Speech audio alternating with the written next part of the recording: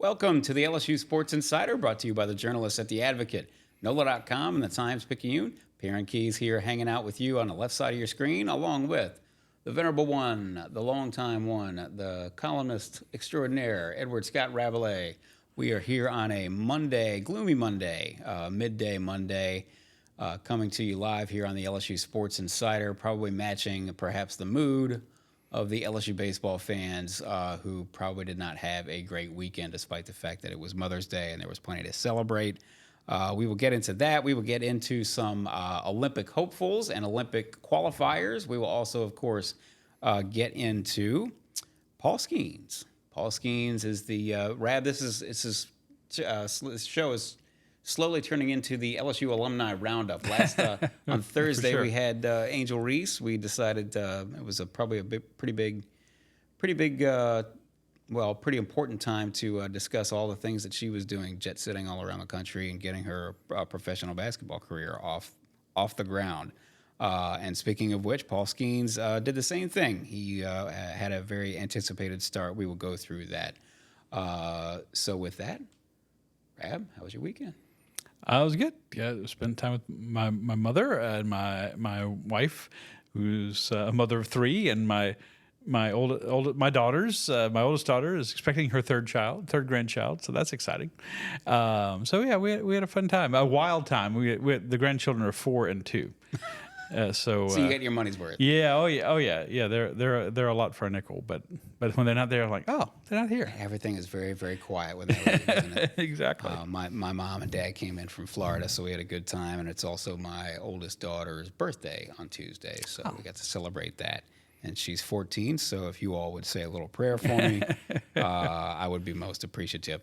A little bit of business, as always. Of course, this is the LSU Sports Insider, brought to you by the journalists at The Advocate and NOLA.com. You know where to find all our writers' great work and join the party. Please subscribe to The Advocate. To do that, of course, you go to theadvocate.com/subscribe. And also subscribe to the LSU newsletter. You know, we haven't even talked about, we probably should do this here shortly because obviously the softball team is going to host a regional this weekend. So there's certainly that we've been reporting on at theadvocate.com as we have all season. And as we say, we've got some Olympic hopefuls coming down the line. Of course, football will be here before you know it. Of course, the football program's still waiting on a defensive tackle, crossing their fingers. They desperately need one. And of course, we're heading down the home stretch too to see if the baseball program can't find a way to sneak into the NCAA regionals. They got a tough putt now. It was tough already, and now it's a really, really tough putt. They got a triple breaker that they're standing over right now. So we'll see if they can read everything well and execute. Anyway, that's a lot to get your head around, of course, and there's always something going on LSU campus. So the best way to stay in touch with everything and keep up with everything is with our LSU newsletter. You get all the headlines delivered straight to your inbox. And that way you don't have to go digging all over the internet. You get all the best stories from The Advocate, which is the #1 place, of course, for LSU sports. And it's all sent to your phone. So to do that, to sign up, you go to theadvocate.com/LSU newsletter. We are here every Monday and Thursday on the LSU Sports Insider. Come rain, come snow, come sleet, come shine. We will be here live every Monday and Thursday. We're live on all our social channels, specifically the YouTube channel LSU Tigers on NOLA.com. Search for LSU Tigers on NOLA.com. On YouTube, you should be able to find the channel. That way you can subscribe, of course, and you will never miss an episode live or after the fact. You can always catch us after the fact on that same YouTube channel. And if you don't get your podcast that way, if it's a little bit more traditional, you can go to Apple Podcasts, Spotify, or wherever other finer podcasts are found. And follow along that way. Just search for LSU Sports Insider on Apple and Spotify. Okay, so Rab, I was listening to, ESPN has a long-time baseball journalist, sort of a MLB columnist, reporter, insider, named Tim Kirkjian, who's been covering baseball for, my goodness, starting with newspapers. He was at the Dallas Morning News, Washington Post. 45 years, probably maybe even a little bit longer than that. And no less than Tim Kirkjian, among many others, was maybe intimating that Paul Skenes' debut on Saturday was the most anticipated debut for a rookie pitcher since Steven Strasburg Steven Strasburg, obviously, he had great stuff. It was a career that was, pretty limited by injuries, of course. But nonetheless, certainly he was the number one pick, just like Paul Skenes. Strasburg was the number one pick overall out of San Diego State. And he was must-see TV. I remember ESPN at the time doing updates on each of his games, each of his starts in the minor leagues before he got called up. And this really is the case with Paul Skenes. There's been a buzz around him since he was drafted and certainly since he went to rookie ball. And I'm just going to read off his minor league stats. 7 games, 27 and a third innings, 0.99 ERA, 45 strikeouts, 8 walks. So he gets called up to the Pittsburgh Pirates.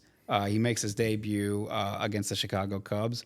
And it's not perfect. He goes 4 innings, 6 hits, 3 earned runs, 7 strikeouts, 2 walks. He finishes with 84 pitches, 54 for strikes. And he pretty much gets chased at the top of the 5th. He started to get a couple of guys on. They brought in a reliever who inherited 2 runners, and those 2 runners came around to score. And so it was not a perfect debut, but he was closing in on 5 innings, which would, of course, allowed him to possibly factor into the decision. But long story short, it was a thing. Again, for the second straight week, you've got an LSU alumnus or alumna who's sort of stealing the show, stealing all the headlines on the weekend. So, Rab, tell me what you think. Tell me what you think about all this. It's certainly buzzworthy. Yeah, if Tim Kirkjian says something like that, that really carries a lot of weight. Certainly around here, it was a highly anticipated debut. People have been wondering. I think a lot of Pittsburgh Pirate fans were wondering, when are they going to call him up? When are they going to call him up? And it seemed like they were kind of slow playing him, but it is only early May, mid-May, and they finally gave him the call up. And what does he do? His first batter throws 100-mile-an-hour heat and strikes the guy out. And through that, I think he threw like an 84-mile-an-hour slider, and I don't know if he reminds you. It reminds me of Randy Johnson. The height from the right side instead of the left. From the right side. Yeah, big, imposing, dominating. He's 6'7", and he can. They pitchers like with that height just get to close the gap between them and the plate. And when they release the ball, it's just that much closer to the plate. Yeah, and so much less time for the batter to react. But like I said, not a perfect debut, but hey, it's the major leagues. I mean, it's going to the major leagues. He was pitching in college a year ago. Right. He's striking out SEC batters, and now he's striking out guys who even make more money than people making NIL bucks in college. So a lot more, actually. So a very, very good debut, and I got to throw the gymnastics angle in there a little bit. It was not lost to anyone that Olivia Dunn, the LSU gymnast, his girlfriend, was there watching. I saw her being interviewed during the game, and she was excited. She told the story about how when he got the call to call up, she said, we were taking a nap, and we woke up, and there were lots of phone calls on the phone. And he's like, oh, we got to pack. She said, I've never packed. I didn't know that. That's a great story. Yeah. And so, she told that story on television. So it was, but she was clearly excited for him too. And she said, I know how hard he works. And obviously, I always say this: people see the tip of the iceberg, Yeah. But, and then I read something too, totally another aside, but it said he's going to donate money to the Gary Sinise Foundation for every strikeout in the major leagues, which is not surprising given his background. No, in his background, he came to LSU from the Air Force Academy, and it talks about going back there, one day to give back. He really. That experience meant a lot to him. It was just coming to LSU was a chance he couldn't pass up. And I loved during the LSU game Saturday, the announcers are talking to Jay Johnson in one of those mid-game interviews, and he said, "How did he do?" 'Cause obviously he's got a game going on. They told him the stat line. He said, 7 strikeouts in 4 innings. Said, about 2 strikeouts an inning. He said, I miss those days. Yes, he's not used to that. Not used to much of that, or as much of that this year, obviously. But a pretty impressive debut. I mean, was it? I'm going way back. Fernando Valenzuela. I remember he came out in his first game with the Dodgers, and just wow, wasn't that. But Fernando probably spent more time in the minors. He's made a meteoric rise to this point, and the future is very bright for Paul Skenes. Certainly is. You say why is what makes him such a good? Obviously, everybody saw him here pitch at LSU, and total bulldog, overpowering stuff. But you've seen a lot of pitchers, a lot of players move on to the major leagues, and their stuff doesn't translate. That was seemingly never in. I mean, obviously, was seemingly not in doubt for many teams because the guy went number 1 overall. But seemingly not in doubt because, listen, it's one thing to have heat. It's another thing to have heat along with great secondary pitches, along with command. And that's the big thing, of course, is command. Command wasn't perfect on Saturday, but first six strikeouts. Here was the velocity on those first 6 strikeout pitches. 100.7 miles an hour, 100.5 miles an hour, 100.4 miles an hour, 100.2 miles an hour, 100.0 miles an hour, 99.7. And I know that at some point he came back and hit 101.2.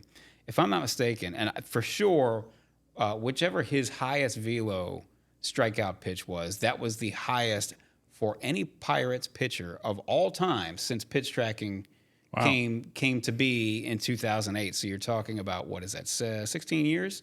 16 years. Think about all the – and look, the Pirates are not exactly the 27 Yankees and haven't been basically this entire tenure, since 2008. But the fact that, you just – there's some veteran couldn't have stumbled his way in. Some reliever couldn't have stumbled his way into a strikeout that was, that had that much heat. But no, fastest strikeout pitches of any Pirates pitcher over the past 16 years. So that speaks to his stuff. And, of course, we know he's got great breaking stuff and everything like that. And the other thing, too, is that, he's more than ready and willing to go deep. Now, does it mean that he's not going to have arm problems? Who knows? Who knows? Because all these guys wind up having arm problems at some point, seemingly. I mean, the meteoric rise in the number of Tommy John surgeries that has come about over the past, say, 20 years would suggest that none of us has figured this out yet. And these include some of the greatest minds, the greatest scientific minds, all these pitching coaches, all these scouts, all these organizations. They all have somewhat different philosophies, or maybe are all following the same philosophy in terms of how to handle these arms. But it just keeps happening. What Paul Skenes does have going for, I was thinking, they're not alike in sort of mechanics and delivery, but I was just thinking about, like a Dwight Gooden, who just looked so silky smooth when he went through his windup and then unleashed hell, with his right hand. Somebody who, and I guess Gooden probably had some arm problems later on and didn't have the longest career for any number of reasons. Any number of reasons, yeah. Yes, but these are guys. Paul doesn't look like he's. You're not laboring. talking about a violent motion, right? Everything looks really, really smooth. It doesn't look like there's a lot of wasted motion and stuff like that. Not that we are pitching coaches, either you and I, but nonetheless, it's pretty impressive. It's pretty impressive, and I think this is going to probably continue as we go down the road. I don't know of anybody who's not going to be interested to see what Paul Skenes does as we go down the road and as he gets his career off and running. We talk about it many times on this podcast.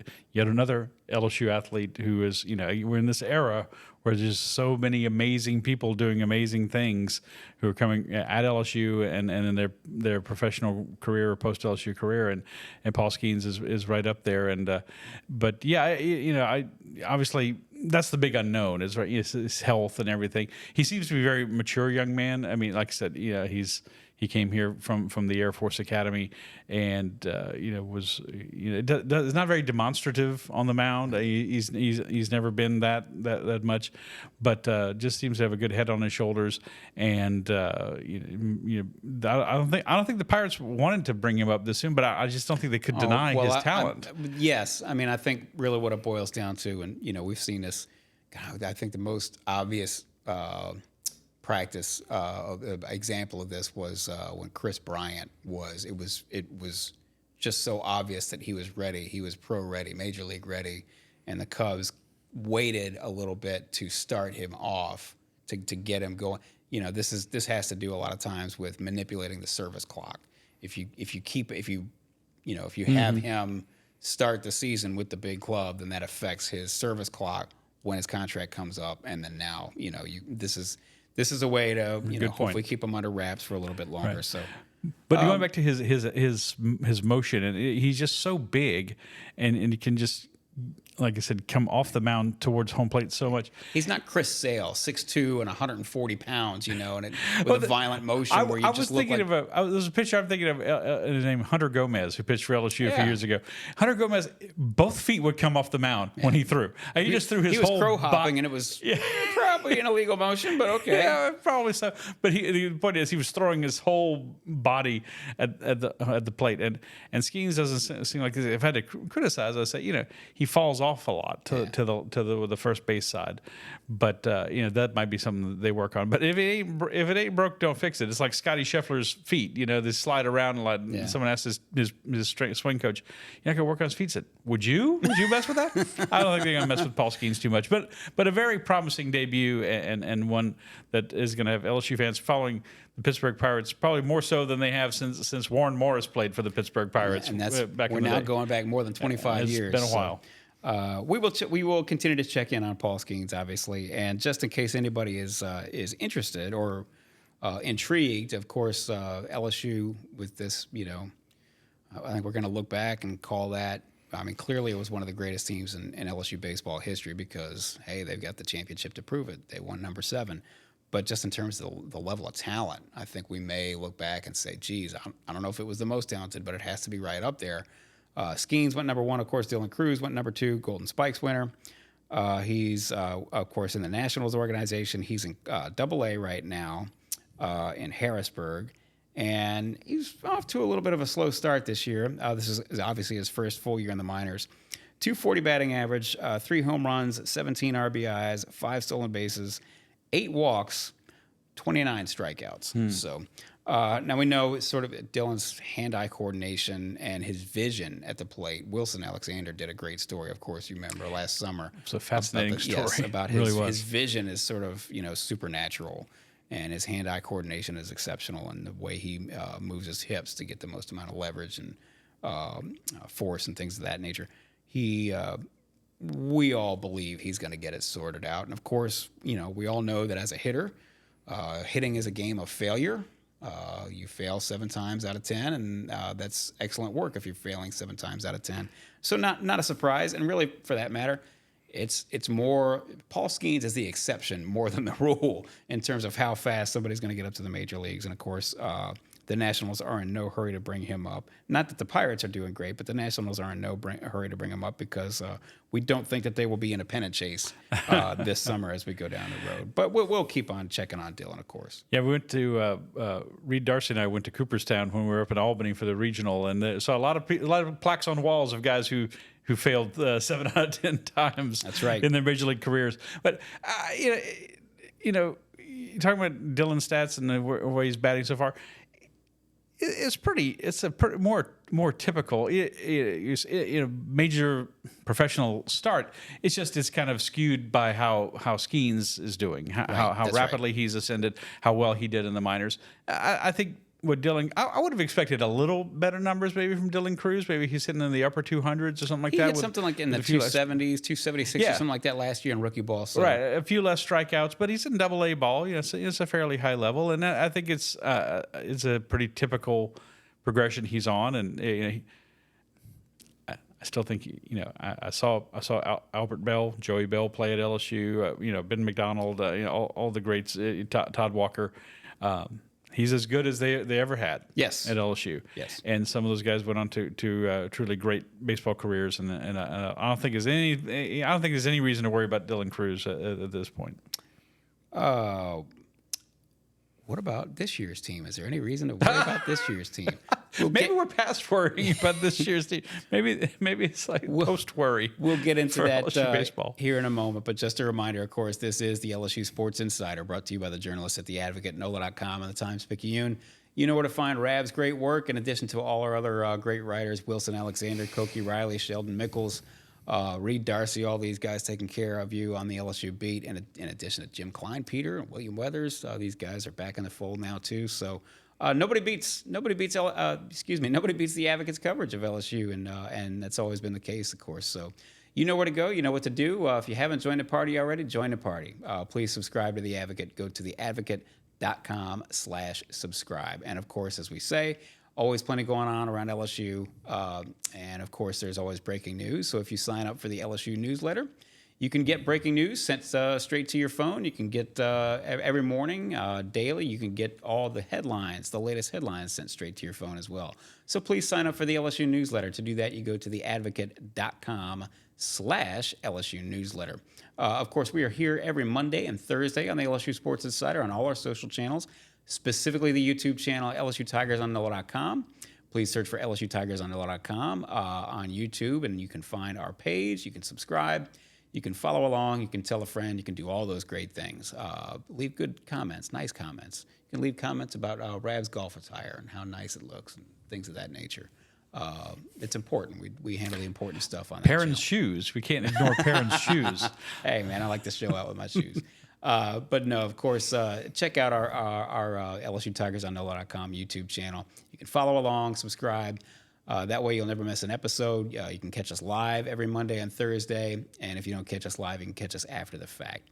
And of course, if you choose to do so another way, you can find us on Apple Podcasts, Spotify, wherever other finer podcasts are found. Give us a 5-star rating on Apple. That allows us to, that helps us find other LSU fans, helps other LSU fans find us as well. So, discuss baseball, we must.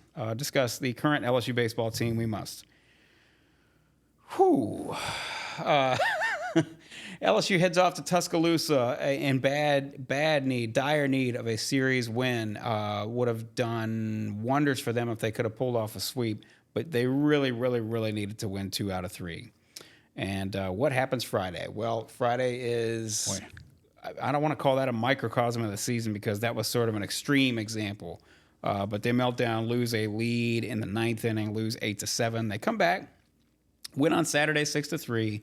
And then on Sunday, the bats just don't get got to 6 hits. Is that right? I think 6 hits in total for LSU on Sunday on a day when you might suspect that Sunday afternoon in the SEC the bullpen tends to be a little bit on fire, but that just wasn't the case. They lose 4-3, so you lose 2 games out of 3. And now, well, we will discuss what this means for LSU's season, which is on the brink here with 3 games to go. But they really needed 2 wins, if not 3, in Tuscaloosa, and I think we have to start with the most glaring, disappointing game of the weekend, and that of course was Friday night. Yeah, LSU's got a 4-run lead going to the 8th inning, and they just can't hold it. You've hit the ball, you've scored 7 runs, you pitched pretty well to that point, and you send out Griffin Herring, and they get 2 outs, and then just can't get the last out, and then you have this swinging bunt situation with the bases loaded, and Milazzo throws the ball away at first, and that's it. And maybe it's not a microcosm of the season, but it typifies the LSU's inability to come through in the clutch time and time again to get the third out, to get the clutch hit. And yeah, they did it against Texas A&M, but consistently throughout the season, they've come up short in these things. And it's funny, Perryn, when you look at their stat, LSU's 10-17 in SEC play. That puts them, I think they're 12th right now. In the conference standings out of 14 teams. Their batting average is 8th. Not great, not hitting the cover off the ball, but okay, decent. Their team ERA is 5th.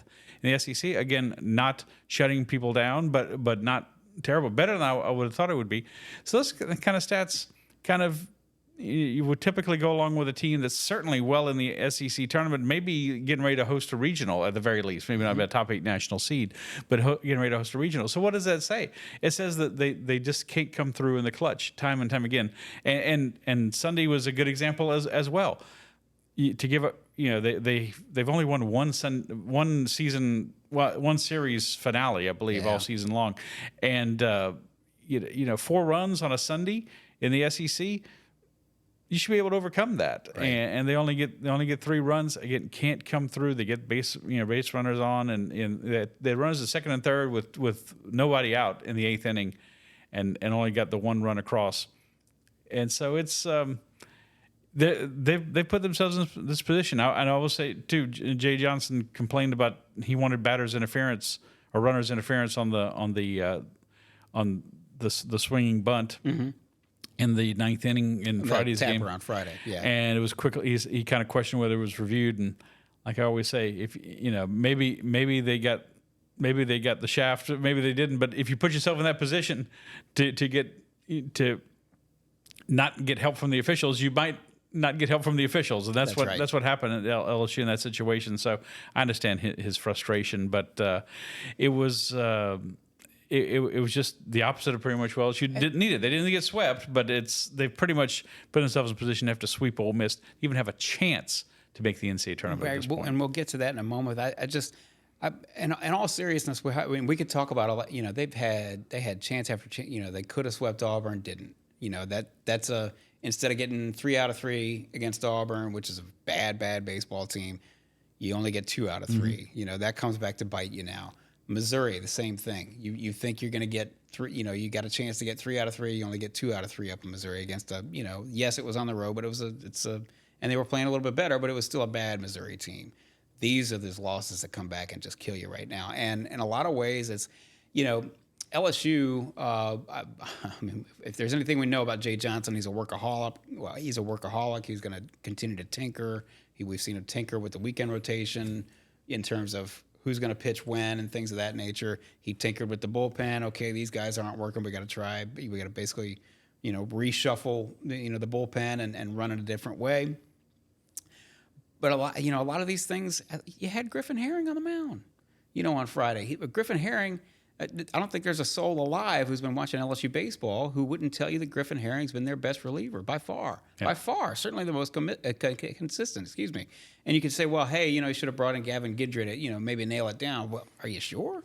And certainly Gavin Guidry has done well, down the stretch here. He had a couple of key moments in the previous weekends. But it's easy to second guess, and that's kind of what we do, and that's what happens to baseball coaches and baseball managers. They get second guessed when something doesn't go right. But geez, you had your hammer on a mound, or what amounts to a hammer. Guy runs into trouble, puts a couple of guys on base, and then you have a bad throw, and next thing you know, you're done. I'm not sure what you do about that. You made mention of what they had second and third with nobody out, on Sunday, and in the eighth, yeah. Yeah, and so this has been emblematic of some of the problems that LSU's had basically all year. And Texas A&M, when they took 2 out of 3 against Texas A&M, that was a surprising weekend, obviously. Those things were better. They hit, LSU did a better job of hitting, getting the clutch hit with runners in scoring position. And then they did a better job hitting with 2 strikes and 2 outs, coming up with the clutch hit. And then that wound up, again, being a little bit more the exception rather than the rule, because we have seen LSU. Listen, they were never going to have as much firepower as last year's team. You lose Dylan Cruz, you lose Cade Beloso, and how many other veterans, that were in that lineup that just no way to replicate that, no matter how many All-Americans you were going to bring in. But I do feel for Jay Johnson, at least a little bit, in the sense that, he brought in Mac Bingham. Mac Bingham is by all counts not having anywhere near as productive a year as he had last year at Arizona. And you would have guessed that at the very least, paired up back with his old coach, that he would have had at least as good a year as he had last year at Arizona. The 2 strike hits that aren't there, the 2 out hits that aren't there, the timely hits with runners in scoring position that aren't there. I'm not so sure what you do about that. You figure just sort of in terms of numbers that at some point you'll stumble into a few more of those, but it just has not happened for LSU. And so I don't know that anybody's going to feel particularly sorry for Jay Johnson, but 26.5% of my heart does go out to him a little bit. Yeah, it's amazing the pattern we've seen with the last 3 College World Series champions. Yes. Yeah. Mississippi State did 1 in 21, did not make the NCAA tournament in 22. Ole Miss wins in 22, does not make the NCAA tournament last year, and now LSU is on the hey, look. Their RPI, people can maybe look at their RPI and their overall record is not that bad. Their non-conference record is very good, which did not portend the struggles they've had in the SEC to this degree at all. They've only lost like 3 non-conference games all year. But just so far down in the standings. If they don't sweep, they're 10-17 right now. They don't sweep Ole Miss to get to 13 wins, and that's not a given. That's not a lock, obviously, that you're going to make the NCAA tournament. Right. This gives you a chance. I think they showed a graphic during the weekend. Teams with 12 SEC wins have gotten in like 3% of the time or something like that. It's a very, very, as Skip Redmond would say, it's a low percentage, chance. So it's not there for them right now. And if you're an LSU baseball fan coming off a national championship, another national championship, you got to go out there and try. Right. You got to give it your best. But aren't you kind of ready for this season to end? I mean, it's not. You don't see this team tearing through a regional. Maybe you're not ready for the season to end, but you can't help but be discouraged, less emotionally invested by last year at this time you're staring down the barrel of a potential run to a national championship.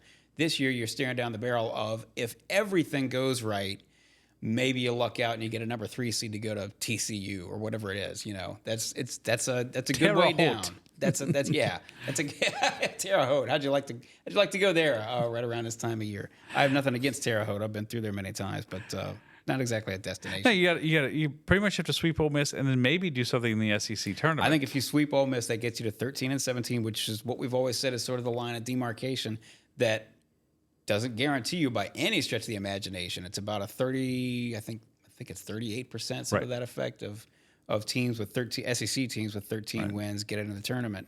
But it doesn't mean, and yes, you're right, Rab. They've got a number, I think 33 in the RPI right now. LSU is 34. But we think that, and certainly the last few years, the NCAA selection committee has placed less emphasis on RPI and more emphasis on, especially in the power leagues.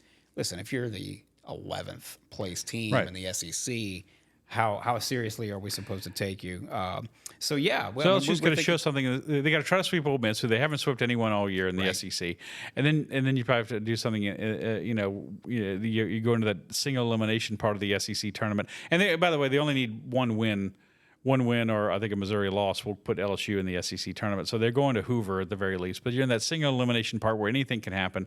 You're probably going to have to, come back with, Holman or jump on short rest and try to get that going. It's not a good way to fly, as they said in Apollo 13. It's not a good way to fly.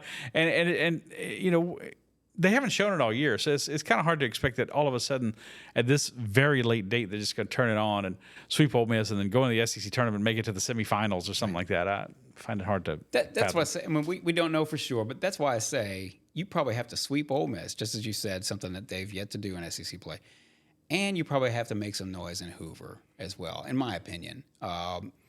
Especially, I mean, we don't know now, but it's perfectly reasonable to assume that one of these sort of American conferences. We saw this last year with Tulane, right? Tulane was having a terrible, terrible year. Turned it on and won the conference tournament, the American Conference Tournament. Right. So that's a bid thief. That means that I can't remember who was out in front, but somebody was way out in front in the American Conference. And they had to get they wound up having to getting that large bid, and so Tulane that takes away. Tulane came here and played LSU in the first game. Yes, and Paul Skenes pitched in that game. That's right. Everything comes full circle. But no, I mean, you can't afford to have a bid bandit come along and take one more spot out of the NCAA regionals. You have to. The LSU's pretty much going to be that team. Yeah, that's right. That's right. So that's the way it stands. Ole Miss coming in here. It'll be Thursday, Friday, Saturday. 6 o'clock on Thursday, 6:30 p.m. Friday, and 1 p.m. Saturday at Alec Box Stadium to close out the regular season. And I will say it's been an interesting one. I will say, Perryn, too, if I may, you at this point you want to look bigger picture with the program and say, what have they done in 3 years with Jay Johnson? They went to regional. They went to Southern Miss.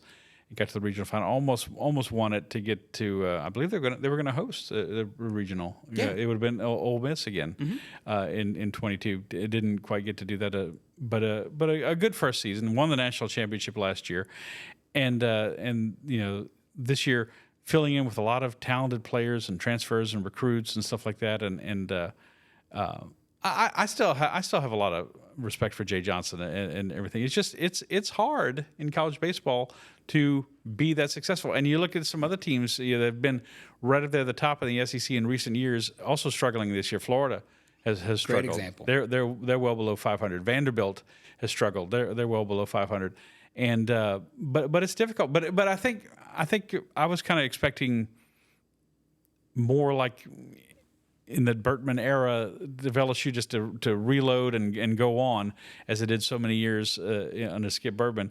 And it is just tougher to do now. And but I think what it says is you can't just, it's not just automatic. Right. And maybe Jay's going to have to make some more changes on his coaching staff. I don't know. Maybe he's going to stand pat, bring in some players, let some players go. But they clearly have missed. There are talented players there. They've clearly, to me, missed a lot of that leadership. Obviously, you're going to miss a Paul Skenes. You're going to miss a Dylan Cruz. But they've also missed the Cade Beloso and Gavin Dugas and Trey Morgan. Veteran, experienced players. Even a Jordan Thompson kind of guy who wasn't the greatest player, but we all know he was Jay Johnson loved him because he was such a super hard worker. Exactly. And it seems like to me, like I said, we see the talent and the players on the field, but we don't know what happens in the locker room or what's the chemistry like. And it seems to me like these guys have been looking around all year for someone to come through and be the guy. And it's I go back to the Joe Burrow thing. I don't know if Joe Burrow ever said these words, but after he took that shot in the Fiesta Bowl and then came back and threw that touchdown pass, the next year is like, come on, you guys, follow me. We're going to win some football games. Yeah. And they're like, oh yeah, let's go follow that guy. Yes. And you have to have that. Right. And they didn't. I don't think they have that this year. There's no Blair Barbier who was going to get him. Bro, this is going back a long time now. But he was the captain of the 2000 championship team, and he was sort of legendarily known as one of the best leaders LSU's ever had. So maybe that component is missing. And maybe listen.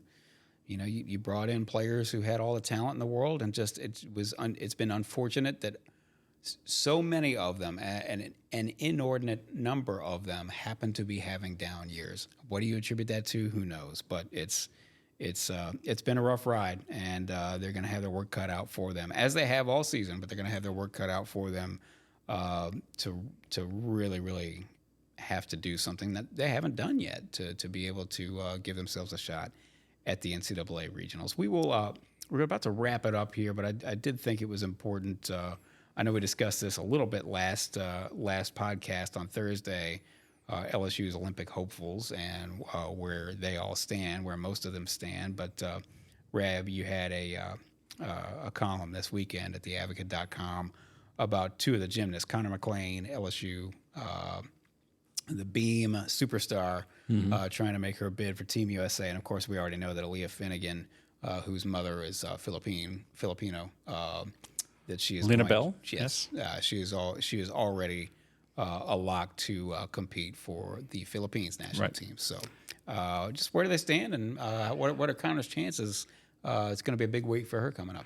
It is. First of all, the gymnast who isn't Aaliyah Finnegan went to the Worlds last fall in October and finished high enough to where she qualified for the Philippines, becoming the first active LSU gymnast to make the Olympic team. So no small feat. I guess so. That's right. Yeah, a historic achievement for her. And so because her mother is from the Philippines, she gets to represent them, although she's from Kansas City. So what a great year this has turned out to be for Aaliyah Finnegan. Kind of up and down during the regular season, but then she had some great moments on floor, and then capped that with the NCAA individual floor title. Haley Bryant won the all-around. She won the floor title in the semis. And, of course, I think people will always remember her for the beam routine.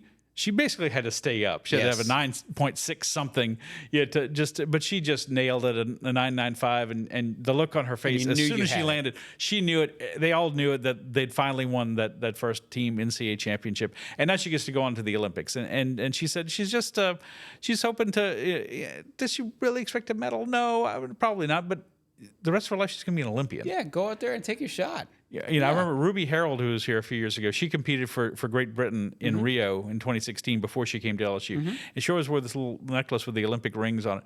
And they finished fifth. They didn't medal. Very respectable. Yes. I mean, a fifth place finish in women's gymnastics. But but she gets to call herself an Olympian the rest of her life. And I think to me, that's a very cool thing. I don't think neither you or I will be able to call ourselves Olympians. Probably not. My dream of being a track superstar. But she said her goal is to make it to the all-around final, which is 24 gymnasts, and that would be a heck of a goal. That would be a heck of a goal. I think but it's a reasonable thing for Aaliyah, given her sort of skill set. So she is training now at LSU. With the LSU coaches to work on these elite skills, things that she said she hadn't done since she was 16 years old, and it's more difficulty than in college. You're trying to be perfect. You're trying to stick that landing and just be as clean as possible, with maybe not quite as much difficulty. An example of that is KJ Johnson's vault routine. She has a 995 start value. The best she can get is a 995, but she does one simple flip and that's it. But she does it very well, and that's what they want. That's what they need out of KJ Johnson leading off on vault. And so, but in elite gymnastics, international gymnastics, the idea is to pile up as much difficulty as possible. Be more daring. And as Connor McLean, who I'm coming to, said, I've told people you're probably not going to see me just have a perfect landing if you see me out there. So Connor McLean is trying to compete for the United States. She won the U.S. national all-around title in 2022, a title that Simone Biles won last year in her comeback last year. Connor didn't compete. She had a back injury, so she left elite gymnastics, didn't compete again at all until this January when she started competing for LSU. Had a tremendous freshman season, 3 perfect 10s as the SEC beam champion. As Jay Clark says, her beam routine is world renowned, and especially the beam routine she does at elite level. So now she's in the gym putting those skills back in, and so this coming weekend she's going to this event in Hartford, Connecticut, the Core Hydration Classic, and it's kind of the first step. She said she's got to have like a 51 total, and again, international elite competition is an open-ended scoring system. It's no longer perfect 10. It's not perfect 10. Right. It's 13.882 or you never really know. I think it's unfortunate, but it is what it is. She says she needs a 51 in the all-around to advance to the U.S. Championships, which is going to be at Dickies Arena in Fort Worth, where LSU won the national title. And then there's the USA Championships, which is in Minneapolis, leading right into the U.S. team trials. So she's going to be there. Kalia Lincoln, an LSU recruit who will be here next season, is going to be there. And Lexi Zeiss, another LSU recruit who will be here next year there. And they're all trying to make this 5-person team. It's as competitive as it is the hard. It has to be the hardest team in the world in any sport to make, because there's only 5 spots, and you know who's getting one of them is someone named Simone Biles. So there's 4, and you have people like Gabby Douglas has come out of retirement, Suni Lee, who was at Auburn, who's not at Auburn, who finished at Auburn. She won the gold medal in Tokyo 3 years ago. Jordan Childs, who competed, people saw competing in Fort Worth along with LSU. These are the best of the best. Jordan Child and Jade Carey is the one I'm thinking of. Okay. Jade Carey as well, Olympians in the 2020 Olympics, the 2021 year because of COVID. So, a very tough task to make this team, but if you do, I think you're pretty much guaranteed at least a team gold medal. Yeah. So they're trying. Connor said. She had to give it a try, and she said, "Whatever happens, I will have tried." And and maybe she'll come back in 28 and try to make it again. But it's an exciting time for these gymnasts just to try to get on this path, and even just to make it to the trials. The trials in June in Minneapolis would be really an achievement, because this is going to be a really hard team to make. And so Leah Finnegan's in. These other gymnasts, McLean and Lincoln and Zeiss, they're trying to make that dream happen. So it's a very interesting time. Good for them to shoot their shot. Absolutely. As you say, only a select few can call themselves. And you never know what's going to happen. They had another recruit, Zoe Miller, who had to drop out. She won 2 gold medals at the Pan American Games last year. She had a shoulder injury. She had to end it. We'll see her again in January for LSU. So it's not easy. Toughest athletes on campus? 100%, 100%, and you got to smile the whole time too. Yeah. While your shoulder's falling off. That's right. We will leave it there, but obviously we've got plenty to. Listen, no matter what happens with the LSU baseball team, we've got plenty to look forward to this summer as we go down the road. Not only with the Olympics, but of course with all the other sports that will kick back up. So we will leave it there. This has been the LSU Sports Insider. You know where to find, again, all our great writers' great work. We're nobody covers the Advocate nobody covers LSU like the Advocate, and that's always been the case and will continue to be. So if you're not part of the party, please join the party. Subscribe to the Advocate. Go to theadvocate.com/subscribe. Please sign up for our newsletter so you can get all the headlines sent to your phone, to your desktop, to your inbox. To do that, you can sign up at theadvocate.com/LSU newsletter. Again, we are here live on the LSU Sports Insider every Monday and Thursday on all our social channels, but specifically the YouTube channel, LSU Tigers on NOLA.com. Search for LSU Tigers on NOLA.com on YouTube. That way you should find our page. You can subscribe. You'll never miss another episode. You will be able to catch us live there on Mondays and Thursdays when we go live. And you can always catch us after the fact on YouTube on that same channel. And if you're maybe in your car, you want to listen to the LSU Sports Insider, you can also download us via Apple Podcasts, Spotify, or wherever other finer podcasts are found. This is, of course, you search for the LSU Sports Insider, and you should be able to call it up. Rab, we're heading down the home stretch of the season. We don't have much left. We will have track, softball, and baseball. And then we will go into the summer, no doubt, to talk about football and whatever else may be coming down the line. Football, the Olympics, 74 days till the opening ceremony. You got the spring meeting coming up in 2 weeks. That's in That's Destin. right. The business, so they'll involve Texas and Oklahoma. Will probably be involved more for the first time. So the ever-shifting college sports landscape is really going to hit home this year. I mean, this is the year of huge changes in college athletics. Huge changes up to and including the SEC, which is already flush with cash. Now with the ability to get together, all the member schools can get together and start counting their millions because they're going to get just that much more share of the CFP pie as we go down the road with 12 teams and with a distribution model that leans heavily toward the SEC and the Big Ten. So this just in. SEC's got a bit of money and a willingness to spend it. So that's good news for LSU, obviously. We will leave it there. Obviously, for Edward Scott Rabalais, the venerable longtime columnist, and for Amelia Cotton behind the glass, this is Perryn Keys, and this has been the LSU Sports Insider.